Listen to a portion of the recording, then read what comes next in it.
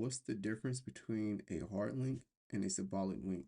Every file on your system has something attached to it called an inode, and this inode stores all important metadata about this file, including things like file size, device ID, user ID, group ID, file permissions, timestamps, and link count.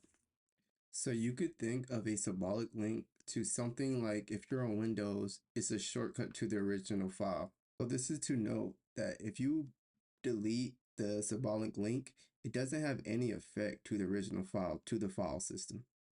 Vice versa, if you do delete the original file, it will break the symbolic link because it's not pointing to the original file. And so now it doesn't know what it's pointing to and don't know who it is essentially.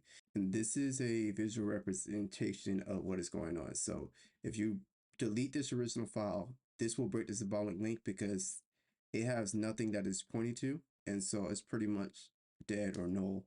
And I want to note that the inode for a symbolic link in the original file that it's pointing to or referencing to will be different. Because if you think about it, the symbolic link is its own independent file. So things as link count will always be one since it's its own independent file, and the time creation, the timestamp will be different as well. So a hard link is essentially like a mirror of original file, and they point to the same inode. So if you edit the original file, it will edit the hard link. But if you delete the original file, it would not delete the hard link because they point to the same inode.